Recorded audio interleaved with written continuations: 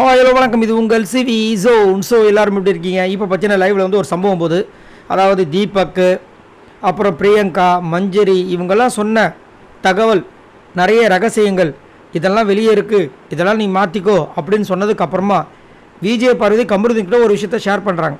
ரொம்ப அழகான ஒரு இது. ஏன் வந்து இவங்களுக்கு இந்த சேஞ்சஸ் நடந்துச்சு இந்த வாரம், கமருதீனுக்கு ஏன் சேஞ்சஸ் நடந்துச்சு எல்லாத்துக்குமே இப்போ தான் வந்து அழகாக ஒரு விஷயத்த சொல்கிறாங்க. என்னென்னா, நம்ம இத்தனால வந்து அன்ரூல்டு இல்லாமல் இருந்திருக்கும்போது எனக்கு தோணுது. அன்ரூல்டுனா நம்மளுக்குன்னு ஒரு ரூலே இல்லாமல் இஷ்டத்துக்குன்னு இருந்திருக்கோம். அது வந்து எதுக்காகனா, நம்ம வந்து ஃபஸ்ட்டு வந்தோடனே கண்ணை கட்டி காட்டில் விட்டோடனே எப்படி இருப்போம், அந்த மாதிரி வந்துட்டு கொஞ்சம் மதிக்காமல் அந்த மாதிரி தான் இருந்திருக்கும் பொழுது இப்போ தான் நம்மளுக்கே புரிய வருது நம்ம இந்த மாதிரிலாம் இருந்திருக்கோன்னு. எனக்கே வந்துட்டு இந்த ஒரு வாரத்தில் தான் நம்ம கொஞ்சம் வேறு மாதிரி இருந்திருக்கோன்ற ஒரு ரியலைசேஷனே வருது. எனக்கும் அப்படி தான் வந்திருக்கு.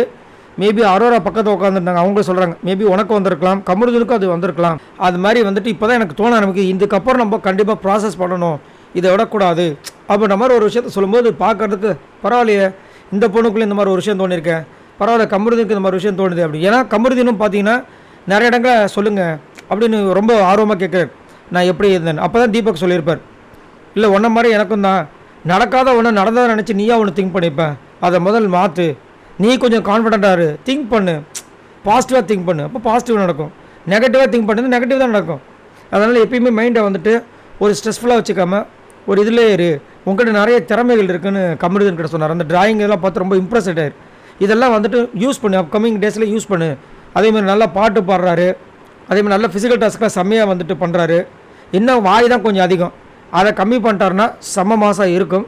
அதே தான் விஜய் பார்வதிக்கும். பார்க்கலாம் இதுக்கப்புறமா வந்து இந்த ரெண்டு பேரும் வந்துட்டு எப்படிப்பட்ட விஷயத்தை கொடுக்க போகிறாங்க, இல்லை திடீர்னு வேதாள முருங்கை மரத்தில் ஏறுற மாதிரி பண்ணுறாங்களான்றதை நம்ம பொறுத்து தான் பார்க்கணும். ஸோ நீங்கள் உங்களோட கருத்தை சொல்லுங்கள். இந்த ரெண்டு பேரோட டிரான்ஸ்லேஷன் உங்களுக்கு எப்படி பிடிச்சிருக்கா இல்லையா, மறக்காமல் கமெண்ட்ஸ் பண்ணுங்கள். பாய் நண்பர்களே.